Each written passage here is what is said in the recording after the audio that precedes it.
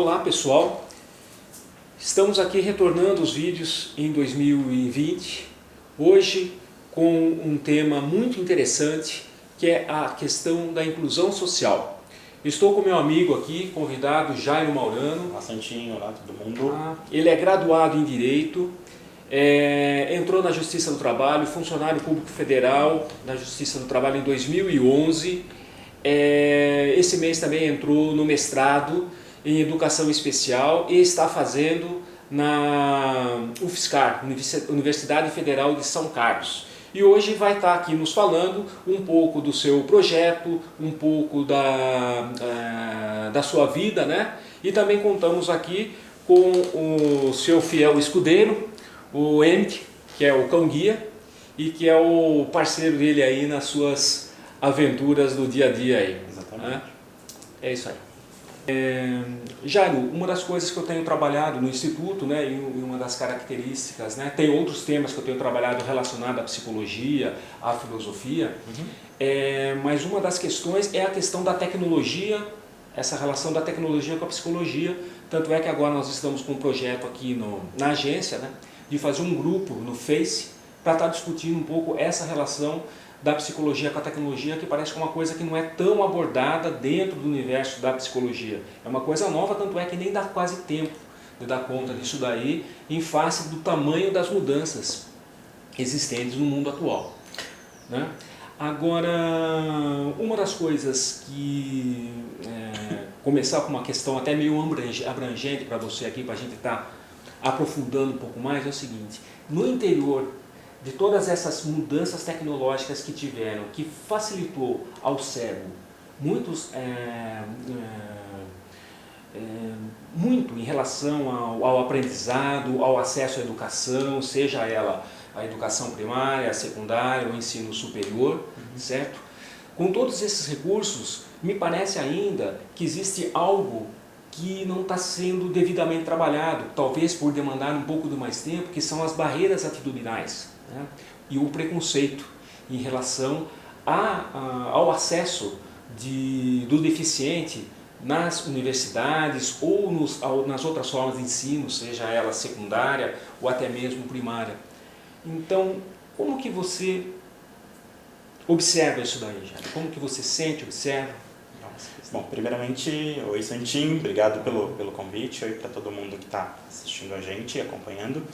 É muito legal essa questão, porque assim, sempre que a gente pensa sobre acessibilidade e inclusão, acaba vindo muito para a gente questões arquitetônicas, de acessibilidade arquitetônica, de você colocar um piso podotátil, de você colocar o braille no painel do elevador, em questões de comunicação, né, de você oferecer um site acessível, que siga os protocolos de acessibilidade nacionais e internacionais. É evidente que tudo isso é muito importante, mas a gente também tem que falar, e você pegando o gancho no que você falou, muito legal isso, sobre tecnologia e psicologia, né? Da questão da barreira atitudinal, que muitas vezes a gente acaba deixando isso, colocando isso um pouco de lado, né? E é tão importante, e na minha opinião até mais importante do que todas as outras questões, porque envolve muito a questão do nosso próprio comportamento, né? A barreira atitudinal é você partir do pressuposto de que alguém é capaz ou não é capaz de fazer alguma coisa em função da condição física, motora, intelectual que essa pessoa apresenta, né? A gente está falando aqui no universo da pessoa cega, mas isso acontece com qualquer questão, seja em relação à deficiência ou qualquer outro aspecto social, né? Isso sempre vai acontecer, e assim, é muito importante que a gente esteja aberto para discutir isso, e conforme a discussão vai avançando, a gente pode ir eliminando esse tipo de barreira, né? Que às vezes ela é tão mais evidente e gera muito mais bloqueio do que eventualmente uma barreira arquitetônica. É interessante isso daí, né? Porque até uma outra barreira que até pouco tempo então existia era a questão das políticas públicas de inclusão, Sim, né? sim. E o Brasil demorou um pouco mais para romper essas barreiras de políticas de inclusão, isso a partir de política de governo mesmo, né? Sim. Nesse sentido, né? E desculpa, pode falar. Na década de 70, por exemplo, né? Falando um pouco da questão que eu estou estudando agora, começar a estudar agora no programa de mestrado, uma das coisas que a gente verifica é que assim, essa questão da inclusão, da acessibilidade da inclusão na área da educação, no ensino superior especificamente, né? Isso começa por volta da década de 70, com algumas políticas muito tímidas, né? E aí vem em seguida na década de 80 a década da pessoa com deficiência, alguns tratados internacionais. A Constituição de 1988 tem muito reflexo ou resquício desse movimento todo, tanto é que ela é chamada, né, de Constituição Cidadã, e com ela vem a questão do conceito de inclusão social, né? Em seguida vem algumas políticas na década de 90 e dos anos 2000 voltadas à promoção da inserção ou da inclusão, né, da pessoa com deficiência na educação, né? No começo existia uma ideia equivocada, de certo modo, de que para a pessoa com deficiência poder frequentar uma escola comum, ela tinha que estar apta e nas mesmas condições que as pessoas que frequentam a escola comum. E esse conceito vem sendo modificado conforme o tempo, né? E, assim, não é a pessoa que tem que se adaptar ao ambiente, né? Mas o ambiente que tem que ir se adaptando às pessoas e aos movimentos, né? Então, antigamente, havia muito a preocupação de promover a acessibilidade à inserção da pessoa, mas não havia a preocupação de entender como que ia acontecer a permanência dessa pessoa naquele ambiente, né? No meu caso, que estou estudando no ensino superior, né? Havia a preocupação assim de vamos dar acesso, mas pouco se discutia a respeito da permanência, né? E aí com isso, nos anos 2000, especialmente em 2008, vieram algumas políticas públicas destinadas e mais um pouco preocupadas com a questão da permanência e do processo de aprendizagem também, né? A LBI, a Lei Brasileira de Inclusão, também trata disso. Ela é de 2015, ela é bem recente, né? Mas ela também trata disso. Então, e essa questão que eu estava vendo no seu projeto lá, né, desse tripé, né, entre acesso, permanência e sucesso. Né? Porque uma coisa é o acesso, as políticas avançaram muito, né, em relação ao acesso. Só que daí a parte da permanência e do sucesso já não vão depender tanto de políticas públicas, pelo que eu entendi. Elas vão depender muito mais de uma cultura universitária, de equipar essa universidade tanto na questão dos recursos didáticos, tecnológicos e da formação do corpo docente. Exatamente. E assim, quando a gente fala de permanência e sucesso, né, não significa necessariamente sucesso assim, de a pessoa ter ser bem sucedida ou ter uma série de currículos, de títulos, enfim. Na verdade, o sucesso é assim, de que aquilo ocorra, que ela consiga entrar na universidade, consiga frequentar e consiga concluir, né, o curso, independente de como aquilo vai se dar, mas de que ela consiga concluir e de que ela consiga adquirir conhecimento nesse processo todo. Sim. Né? Então, justamente, quando a gente pensa só em acesso, as políticas públicas são voltadas apenas para a questão de questões arquitetônicas, de comunicação, e aí quando a gente vai falar de permanência, de conclusão e de sucesso, né, é importante que a gente discuta também a formação, a construção de uma cultura universitária inclusiva, né, que se preocupe tanto da formação do corpo docente, a própria questão da identificação e da identidade do aluno, né. Até hoje a gente ainda é muito comum a própria pessoa com deficiência não se autodeclarar deficiente, né? E aí isso gera uma espécie de lacuna, né? Porque a gente quando ela não se identifica, esse processo de identidade fica um pouco mais complicado, né? E até de você direcionar qual é o tratamento que aquilo deve ser dado para aquela situação específica, né? E existe algum tipo de pesquisa assim, que aponta qual é o principal fator em que as pessoas elas conseguiram entrar na universidade, mas não conseguiram concluir o curso ou desistiram? É alguma coisa mais de método mesmo, de carência de formação do docente? Existe uma certa preocupação, uma certa tendência, Márcio, no sentido de que a pessoa com deficiência ela acabe se direcionando mais para as áreas de humanas, né?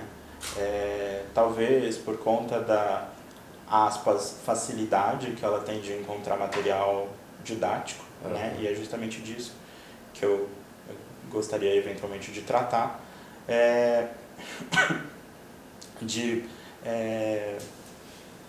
Existe um entendimento de que quando você tem livro, talvez eles sejam mais acessíveis, ainda que isso demande um trabalho de digitalização desse material, do que se você fosse trabalhar num laboratório ou num laboratório de anatomia, por exemplo, né?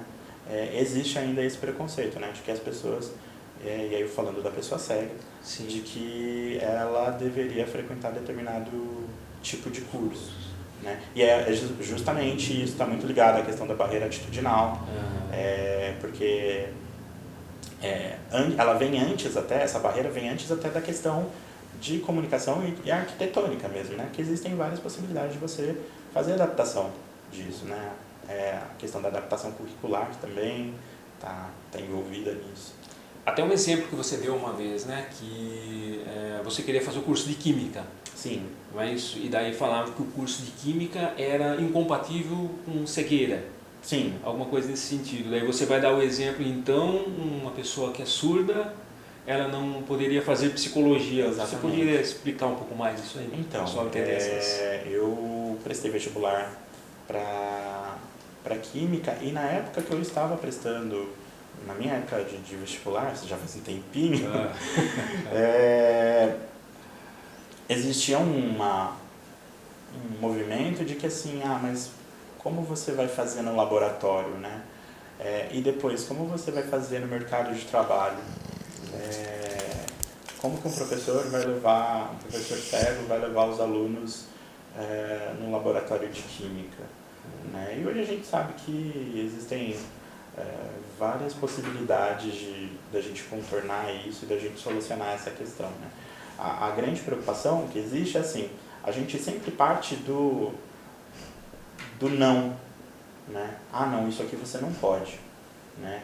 E a gente dificilmente parte mas por que a gente não tenta, né? E a mesma já começa com a barreira. Exato. Né? E aí a mesma coisa acontece com a questão da pessoa surda frequentar o curso de psicologia, por exemplo, né? Do mesmo jeito que fazendo uma equiparação, né? Do cego no curso de química, da pessoa surda no curso de psicologia, né? Porque ela geralmente ela vai falar em libras e de que ela não se comunicaria adequadamente, o que é um grande absurdo, né? E também na parte da terapia, né? Exatamente. A questão que eles iam colocar de como que essa pessoa ia ouvir o paciente, né? Exato. Uma coisa bem... Então a gente, assim, entende que o movimento sempre parte do não para isso aqui você não pode fazer. Sim. E a partir daí eu não me preocupo nem com as outras questões, né? De como adaptar fisicamente aquele ambiente, né? E agora para você, Jairo, você enfrentou vários nãos na vida e foi superando, né? Sim. Funcionário público da Justiça do Trabalho, passou num concurso, né? Chegou lá com toda aquela preocupação, né? Como é que serviço um cego vai poder fazer na Justiça do Trabalho, né? Teve as as adaptações, sistemas sofisticados, eu acho, né, que é o Virtual Vision e o NVDA, né, que é para a leitura do PJE. Então, mas na parte assim, mais pessoal, em que pese seja fundamental que esses recursos tenham te auxiliado, né? O que dentro de você impulsionou a você vencendo os nãos, primeiro, sem falar, durante toda a vida, né? Mas para passar no concurso e para agora entrar no mestrado difícil, que não é fácil passar lá na UFSCar, é concorrido, né? Ter um projeto, fazer um projeto elaborado como você fez, né? O que é isso da parte individual do impulso? Eu acho que o que me move, o que me motiva é justamente aquilo que motiva qualquer pessoa, sabe? Eu acho que nunca pensei por conta da minha deficiência ou da cegueira, né? Vou deixar de fazer ou apenas fazer simplesmente alguma coisa por conta da deficiência. Então, assim, na época da escola, queria fazer o curso de Química, acabei mudando de ideia nos 45 do segundo tempo, não me arrependo da escolha de modo algum, sou graduado em Direito, né, como você disse no começo do vídeo, e acho que assim, essa escolha para mim foi muito importante, porque o Direito me deu base para uma série de outras coisas e para eu poder realizar outros sonhos, né. Tá hoje onde eu estou, né, servidor da Justiça, foi por conta do curso de Direito, as atividades que eu exerço, o lugar que eu frequentei logo que eu entrei na Justiça do Trabalho, as pessoas com quem eu me relacionei, acho que tudo isso serve assim, de motivação. Ao mesmo tempo que a gente tem aquele anseio da gente mesmo, né, eu acho que isso vai sendo estimulado pelo ambiente externo, sabe? Então, quando você é correspondido, acho que a questão é essa. É a reciprocidade, a correspondência, né? De você ter esse retorno, eu acho que isso te deixa mais motivado a galgar outros degraus, né? A questão de, por exemplo, 20 anos atrás, ter cão guia para mim era só que legal se eu pudesse ter um dia, né? E depois que eu comecei a trabalhar, e comecei a ter mais autonomia e independência, né, isso virou realidade. E aí eu pude me dedicar a esse processo, porque também foi um processo longo, né?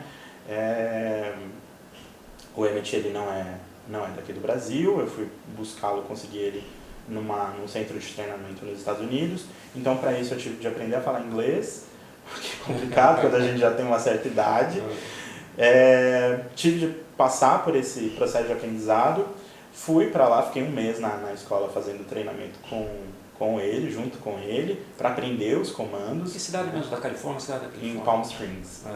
E aí fiquei lá um mês treinando, aprendendo os comandos. E aí depois desse período a gente vem para o Brasil e aí começa a adaptar tanto a minha rotina na dele quanto a rotina dele na minha, né? E a gente vai construindo essa dupla, essa afinidade ao longo do tempo.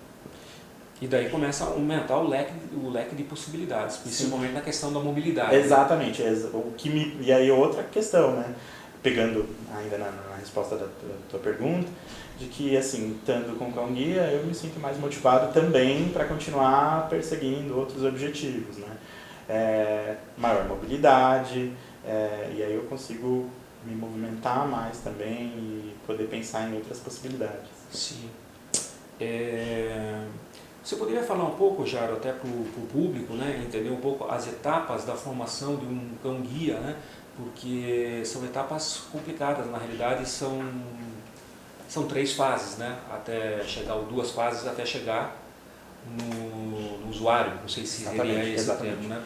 Poderia falar um pouco mais dessa questão do cuidador, tanto só para pegar o gancho que o senhor falar, que o Brasil está desenvolvendo, a cidade perto aqui, né? Em Salto, né? Salto de Pirapora. Salto de Pirapora está desenvolvendo um trabalho belíssimo lá na formação de cães guias, né? Que é o Instituto Magnus. Exatamente. Né? Eles estão desenvolvendo, que era uma coisa que o Brasil tem uma deficiência muito grande, se eu não me engano é só em Brasília que tinha um centro, é isso? Brasília, Camboriú, salvo engano, e São Paulo.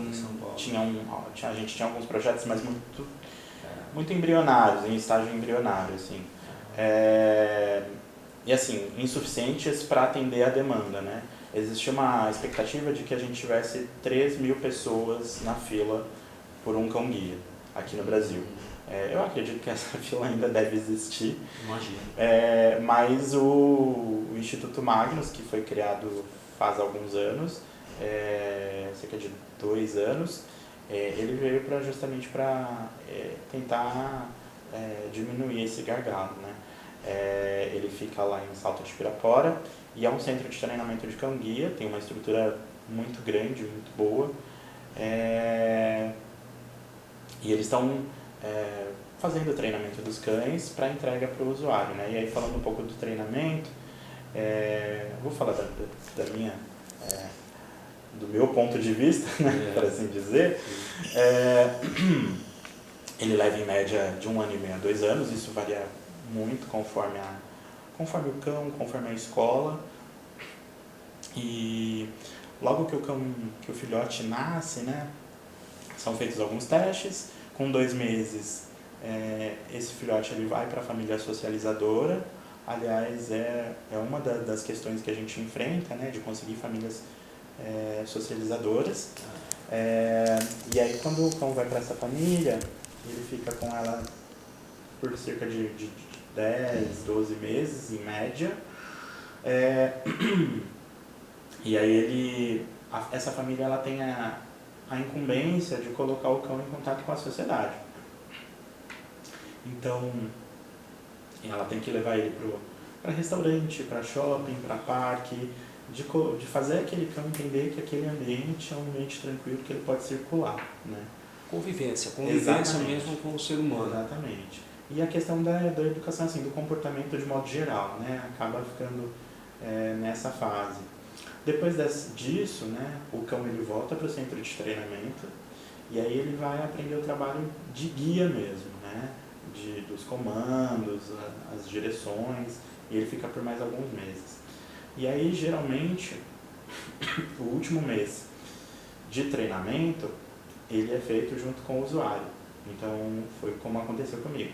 Eu fui para lá, para a escola, fiquei 1 mês lá, tanto para aprender os comandos, quanto para criar essa afinidade com o Emmett, né? Ele precisava também saber quem eu era, né? Para a gente poder trabalhar junto e conviver junto. Então eu vou para lá, fico 1 mês e todo dia a gente faz algum tipo de atividade, seja caminhada na rua, seja visitando aeroporto, shopping, usando escada rolante, procurando elevador, todas essas atividades que fazem parte do nosso cotidiano. Aham. E daí é mesmo para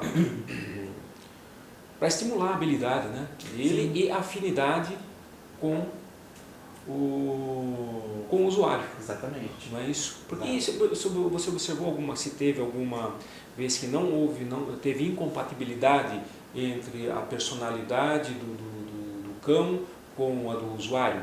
No caso, por exemplo, esse não dá certo, esses dois, vai ter que mudar, né, por exemplo.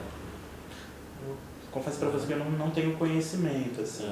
Aliás, é uma das grandes curiosidades que eu tenho de como as escolas conseguem acertar, né, o perfil do cão ao perfil do usuário. Porque antes da gente ir para o treinamento, né, a gente, como eu tinha dito, a gente passa por um processo de inscrição, né, no centro.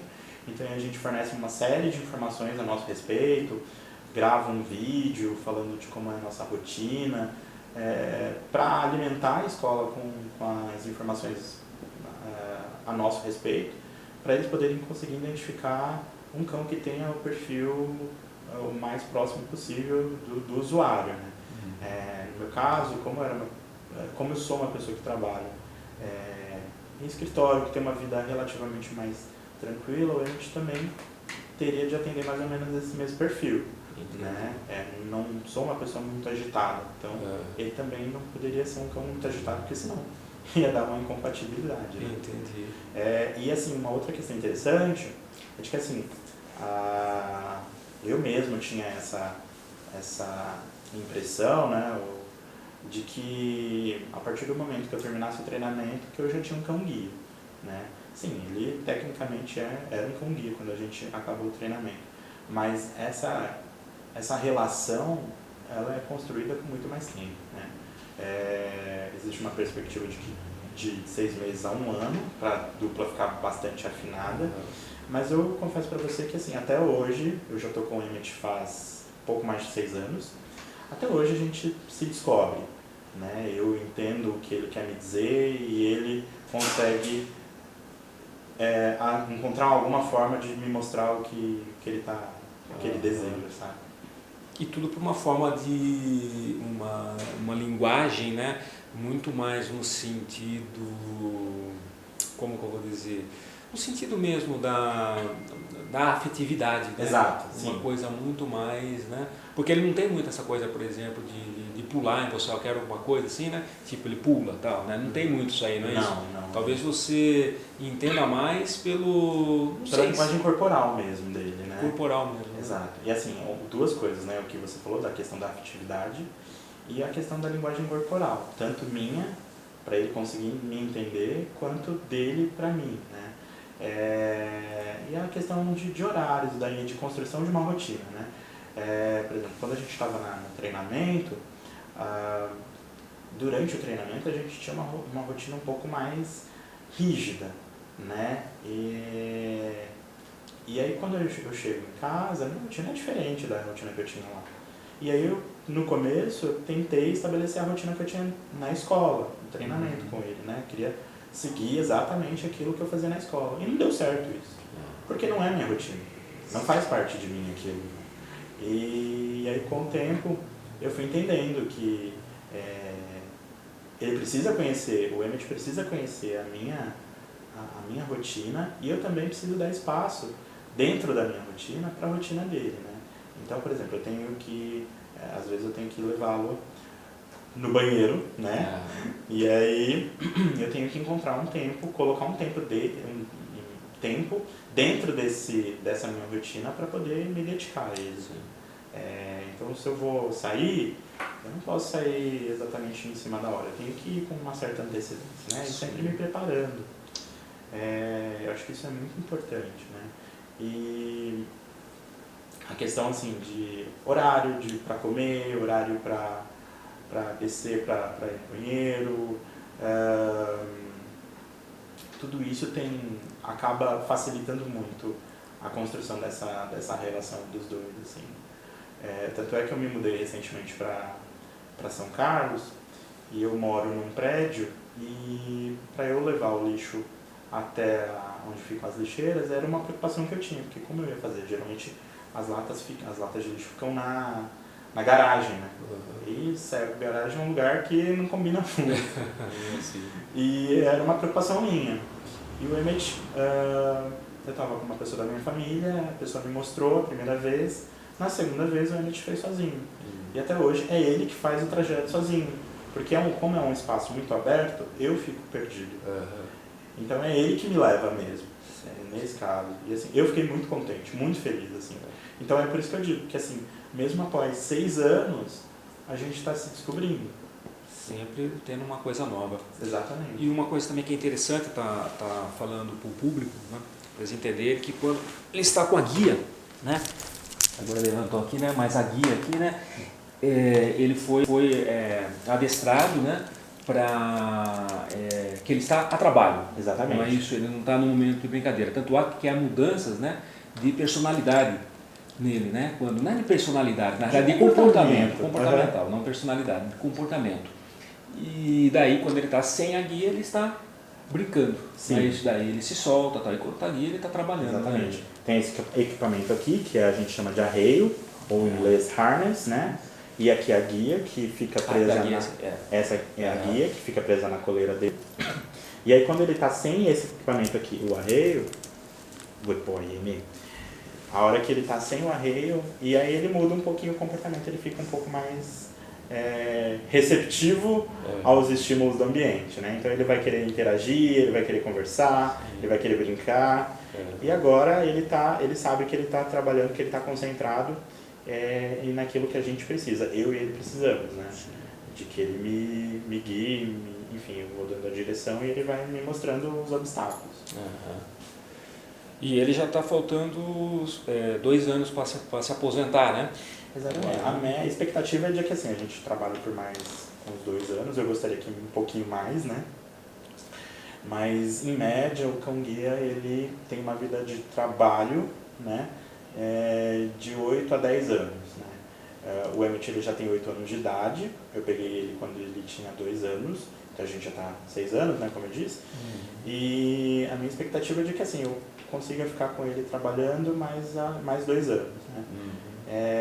Se ele conseguir um pouco mais, eu vou achar ótimo. Sim. Mas já vai ser um período que eu vou já ter que me preocupar em fazer a substituição dele.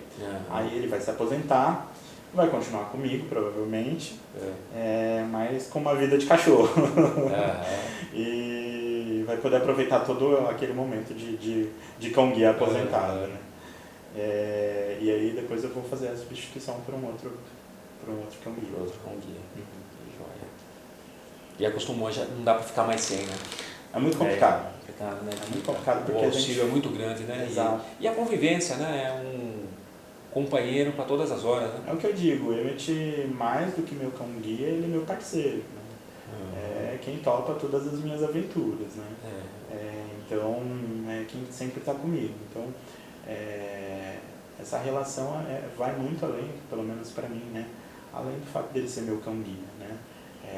Porque quando ele não está me guiando, ele está comigo, né? E eu brinco que nas nossas discussões, geralmente quem está com a razão é ele, inclusive na rua. Ele sempre está tentando me mostrar alguma coisa, ou me mostrar o caminho mais fácil para ir para algum lugar, enfim. Nessas discussões, geralmente ele está com a razão. E é muito gostoso isso, né? De tê-lo como parceiro, assim. Eu tenho essa convicção para mim, assim, de que o Emmett, eu muito mais aprendo com ele do que ele comigo, né? Ele me ensina a ter paciência, a ser um pouco mais comedido, a entender mais o que ele está querendo me mostrar. Então, para mim, foi muita aprendizagem, assim, estando com ele. Então, Jairo, retomando um pouco a questão lá que a gente estava falando das barreiras atitudinais, uma coisa que parece que se confunde um pouco é barreira atitudinal com preconceito. Daí eu vou falar para você o porquê dessa minha opinião, vendo como psicólogo, né, que eu posso estar errado, que na realidade eu não li muito a respeito sobre isso, mas pensando sobre essas diferenças. Por incrível que pareça, a pessoa pode ter uma barreira atitudinal e não ter o preconceito no lado. Isso em relação a tudo, né? Estou falando só das deficiências físicas, pode ser as deficiências mentais, pode ser em relação a cor, gênero, enfim, a tudo, certo? O que acontece na atitude, na barreira atitudinal, às vezes pode ser apenas por uma simples questão, simples, não é tão simples assim, mas é menos complexa do que a gente for entender o preconceito. Que acontece o seguinte, ela não tem conhecimento sobre aquilo. Vamos pegar o seu caso concreto, por exemplo. Você vai entrar num estabelecimento público com o seu Emmett, certo? Tem um segurança lá e ele não não é um caso muito comum acontecer isso daí. E ele não recebeu a informação necessária que possa receber, ele vai impedir a sua entrada lá porque você está com cão-guia. E ele desconhece uma lei, que depois se você puder falar um pouco sobre essa lei, e ele desconhece, mas não que necessariamente ele seja preconceituoso, certo?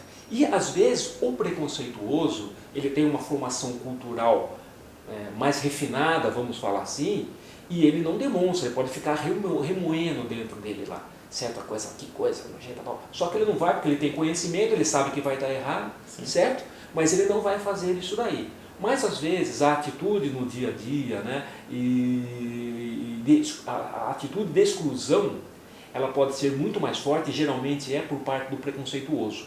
Não quem tem uma barreira, que desenvolva comportamentos que ocasionem barreiras atitudinais, né? Não tenha preconceito. Então, o que você acha que nesse pensamento que pode ter essa diferença, não pode, né? A gente poderia fazer algumas ponderações em relação a isso? Confesso para você que assim, eu tenho, em termos de psicologia, não tenho conhecimento, não tenho domínio para falar, né? Mas assim, com base em tudo isso que você expôs, eu acredito que assim, sim, a barreira atitudinal ela decorre muito da ausência de conhecimento, da ausência de informação, do processo de divulgação, né?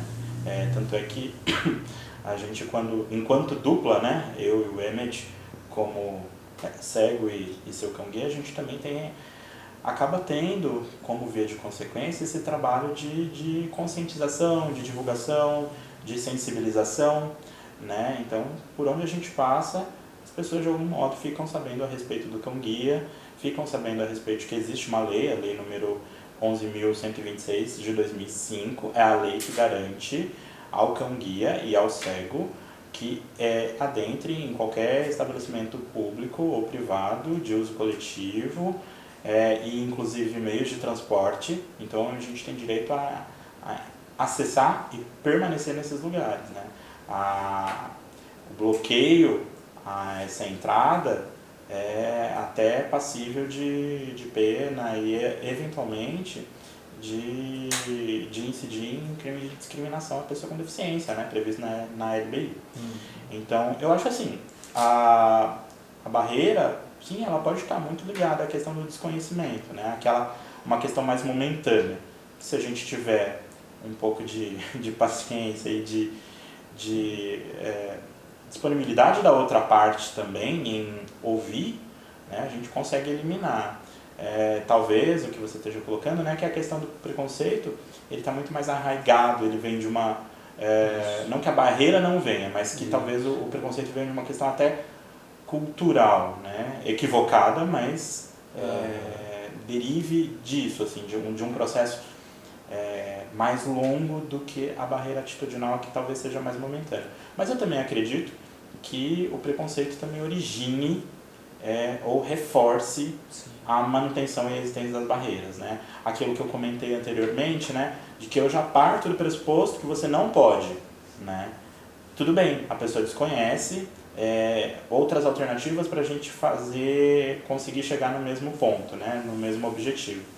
Mas isso também é um preconceito que ela traz lá desde muito tempo, de que a pessoa de que determinado tipo de pessoa só vai poder exercer determinada atividade, que é um equívoco, né? Sim, sem dúvida. E, por exemplo, um exemplo disso aí também, um outro exemplo, né, da questão de que os cegos com cão-guias estão tendo algumas dificuldades no Uber, né? Sim, esses aplicativos, carros de aplicativo, a gente tem tido uma certa dificuldade, na verdade uma grande dificuldade, inclusive em cidades grandes, né? São Paulo, Rio de Janeiro, de chamar o carro. E aí o motorista, quando vê que a gente tem um cão-guia, ele não quer levar por uma série de motivos que ele coloca ali naquele momento, que o cão vai dar cheiro, que o cão vai soltar pelo, mas ele esquece, assim, e na verdade não tem o conhecimento, né, de que é um cão justamente porque ele circula por ambientes que vão ter um grande número de pessoas, né, que é um cão que ele está sempre cuidado, que ele não vai fazer nada errado não vai fazer nada fora do momento, né? Então ele não vai fazer nada errado. Enfim, não tem o conhecimento desse treinamento todo, e aí acaba gerando esse impedimento, esse empecilho, né? E às vezes a gente fica muito tempo, até horas, esperando um carro que aceite. Quando na verdade ele não pode aceitar ou não, né? É lei? É lei. Ele tem que, e quando ele está fazendo isso, de bloqueio, ele tá descumprindo a lei. E descumprindo a lei, ele está passível de ser penalizado por isso, né? E com todas essas novidades aí, já de recurso tecnológico, né, que auxilia o cego nas suas atividades cotidianas, inclusive no trabalho, no estudo, né, Como é que está o Braille hoje em dia? É ensinado o Braille ainda? Sim, sim. E o Braille pelo menos na minha opinião, né, eu entendo que o Braille é muito importante no processo de formação do cego. É muito importante que o cego saiba o Braille, ainda que ele não utilize durante toda a vida, como no meu caso, por exemplo, poucas vezes eu utilizo o Braille no meu cotidiano, né? Mas isso deve muito mais a uma questão que eu exerço outras atividades que demandam outro tipo de informação do que pelo fato do Braille ser prescindível na minha vida, né? Especialmente na fase de alfabetização, naquele momento que a pessoa, além de estar sendo alfabetizada, né, criança, né, mas também no momento que ela está construindo o processo, a ortografia, a leitura, isso é muito importante, né? Eu acho que o Braille ele vai ser importante sempre para o cego. Aumenta o leque de acesso à informação. Também. Apesar da gente ter hoje livros digitais, né? Mas quando a gente está lendo um livro digital, a gente está ouvindo, né? Eventualmente, a gente não tem aquele contato mais próximo da palavra, né? A gente está ouvindo, mas a gente não sabe como tá escrito. E isso é muito importante para o cego ter esse conhecimento também. Porque até o desenvolvimento do tato, ele é importante, porque o Braille é fundamento tato. Contribui bastante. E contribui para outras, não é só para a leitura, né? Por exemplo, vai no museu. Não sei como que está hoje o recuo, mas a maior parte dos museus, as partes são tocadas, né? Não sei se tem um recurso. Existe um movimento áudio descritivo. Sim, existe um movimento de acessibilidade dos museus. Eu mesmo, uma vez fui em 2003, eu fui no museu e aí a pessoa, o funcionário lá do museu ficava assim, não pode tocar, e toda hora eu tocando escondido, porque não podia. Hoje em dia é completamente diferente, né? Existem museus que, como você disse, eles têm lá e assim, tem inclusive os equipamentos que você pode tocar, existem os mapas táteis, não só em museu, em estação de metrô, né? Tem a estação, salvo engano, da Santa Cruz, em São Paulo, ela tem um mapa tátil lá e que você consegue se orientar. Então é importante também para isso, para a questão de orientação mesmo. Orientação espacial, inclusive. Né? Certo. Jairo, agradeço muito a sua participação aqui, de ter vindo, se deslocado lá de São Carlos para vir bater esse papo aqui comigo. E o assunto, o leque é amplo, né? E tem muitas coisas que a gente pode até ser abordadas numa outra oportunidade, né? Para ao aprofundarmos esse ponto e outras novidades que estarão surgindo aí, né? Eu gostaria de lembrar muito uma frase de Einstein agora que eu não consigo lembrar, você pode até lembrar, mas o sentido é mais ou menos isso, né? Que é mais difícil destruir, né? Abrir alguma coisa nesse sentido, né? Um átomo, né? Do que quebrar um preconceito. Exato. Né? É alguma coisa nesse sentido, não lembraria com todas as palavras. Você lembra isso aí ou não? Mas o sentido é esse, né? Sim. Mas isso não impede que isso seja um desafio, tanto a nível pessoal quanto a nível social, né? Em todos os sentidos. Verdade. Santinho, eu que agradeço o convite novamente. Muito legal de estar aqui contigo, que é meu amigo já há um certo tempo já, desde 2011, de quando eu entrei na Justiça do Trabalho. Obrigado pelo espaço de estar falando um pouco sobre acessibilidade e inclusão, sobre cão-guia, sobre questões que são muito importantes e que sempre que a gente encontra a possibilidade de divulgar, é muito importante de aproveitar, de ocupar esses espaços, inclusive. E me coloco à disposição de quem tiver a fim de bater papo sobre o assunto, enfim, e eventualmente outras participações. Estou por aqui. Joia. Valeu. E agradeço também a todos os espectadores, né? E vão lá, curtam o canal no YouTube lá e acompanhem outras conversas e outros temas relevantes para a gente estar podendo entender um pouco melhor esse mundo e trazer questões para discussão democrática. Agradeço a todos. Valeu, galera.